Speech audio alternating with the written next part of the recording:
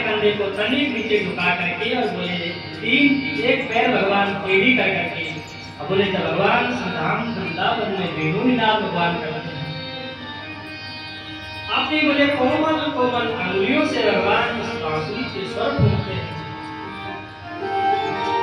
बोले महाराज बोले जितनी भी स्वर्ग लोक में जितनी भी देवांगनाएं बोले मृत्यु लोक के प्राणियों की चलेगा भगवान जब वेणु निनाद करते हैं धाम वृंदावन में बोले स्वर्ग की देवांगनाएं भी बोले स्वर्ग लोक में विमान पर बैठ करके भगवान के वेणुनाद सुनने के लिए आकाश मार्ग पर आ जाते हैं। सिर्फ बांसुरी की सुर में भगवान का उजाला था और बोले जहाँ देवांगनाएं भगवान के रूप सुबह का प्रार्थना करते बांसुरी देख करके चित्त का हरण हुआ। जब भगवान का स्वरूप देवांगनाएं देखती थी बोले हमारा शरीर का भी भान हो जाती है हमारा वस्त्र कहाँ जा रहा है हम कहाँ जा रही हैं सारा भान देवांगनाएं भूल जाती थी। बोले महाराज ऐसा भगवान वेणुनाद धाम वृंदावन में करते थे। बोले महाराज चैतन्य की चले क्या बोले जब जड़ होते थे भगवान की वेणुनाद से बोले वो भी प्रभावित हो जाते हैं। जो बोले बड़े बड़े वृंदावन के शिखर हैं विपरीत क्रियाएं बोले वृंदावन के जो शिखर हैं वो पिघलने लग गए भगवान की वेणुनाद से और बोले जो जमुना निरंतर कल कल करके बह रही है वो जमुना भगवान के वेणुनाद से स्तब्ध हो जाती थी महाराज रुक जाती थी बहना हो जाती थी विपरीत क्रियाएं जो गोवर्धन बोले स्थिर था वो बहने लग गया पिघल गया और जो जमुना निरंतर बह रही है जमुना महारानी स्तब्ध हो गई। महाराज बोले जो वन्य जीव जो उस वन में रहते थे गाय बछड़े वृंदसो पृथ्वी सामने गावो वेणुवाद्य जैसे ही बोले भगवान ने वेणुनाद किया तो बोले जो बछड़ा जुगाली मार रहा था घास खा रहा था घास का नाम हो गया बोले आधा घास मुंह के अंदर आधा घास मुंह के बाहर जो क्रिया जो पशु करना चाहे मृग हो चाहे गाय हो चाहे बछड़े हो बोले सब एक चित्त बोले कान खाए करके भगवान का वेणुनाद सुनते थे।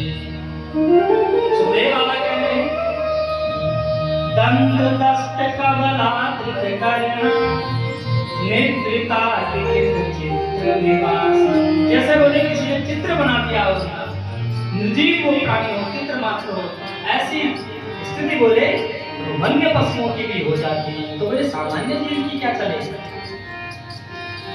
और कौन सा महाराज बोले भगवान का जो स्वरूप है इतना सुंदर बोले भगवान बोलते हैं कितना सुंदर स्वरूप भगवान का होता है। दर्शनीय तिलको वनमाला दिव्य कंद तुलसी मधुमते बोले महाराज दर्शनियों में जो तिलक है जो भूषण है जो सर्वश्रेष्ठ है जिनके ऊपर देखने के लिए कोई और दृश्य शेष नहीं रहता। संसार का इस धराधाम का या त्रैलोक्य का जो सबसे सुंदर दृश्य है, बोले उसके तिलक है भगवान, इतना सुंदर भगवान का वो स्वरूप होता है। अब बोले दिव्य गंध तुलसी मधुमती, इतना सुंदर स्वरूप भगवान का है, और उसमें भगवान के वन में जो तुलसी होती है उसकी भगवान माला धारण की है। तुलसी के पत्तों की वन में खुशबू की भगवान माला धारण करते हैं।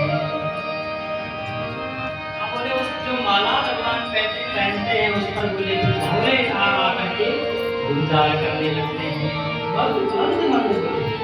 उस माला पर भोले आ रहे हैं, भोले गुंजार कर रहे हैं। अलिपुले रंग गीत मविष्ट मातृ अंजन हिक्सन देतोनी, बोले भगवान कर रहे हैं भैरुनाथ, तो भोले गा रहे हैं गीत। बोले तबला कौन बजा रहा है? तो बोले फिर मेघ मंडल आ जाते हैं आकाश में, बोले मंद मंद मधुकर जगीबेगा। भगवान के साथ फिर बादल घटना करते हैं, मानो तबले की कवि वो बादल मस्ती करते हैं। और बोले कौन सा संगीत भगवान अपनी बांसुरी पर बजाते हैं, कोई भी जान नहीं पाता। 3 संगीतज्ञों के नाम दिए, कौन सा राग भगवान बजाते हैं? भगवान की बांसुरी का वैशिष्ट कोई नहीं जान पाता है। बड़े बड़े संगीतकार भी बोले 3 संगीतज्ञों के नाम सुदेव बाबा जी दे रहे, बोले शक्र सर्व परमेश की होगा। शक्र कहते हैं इंद्र को, इंद्र के दरबार में बोले कुछ न कुछ संगीत का आयोजन होता रहता है, इंद्र भी संगीत को जानने वाला है। सर्व कहते हैं भगवान शंकर को, नटराज उन्होंने नृत्य किया था। भगवान शंकर के धनुष से 14 महर्षियों से पूछे, भगवान शंकर भी संगीत के जानकार है। बोले ब्रह्मा जी, किसने? ब्रह्मा जी, ब्रह्मा जी ने वेदों की रचना करी और सामवेद में संगीत ब्रह्मा जी ने करा हुआ। बोले तीनों संगीतकार भी भगवान की बांसुरी का रहस्य नहीं जान पाते। बहुत सारा भगवान की बांसुरी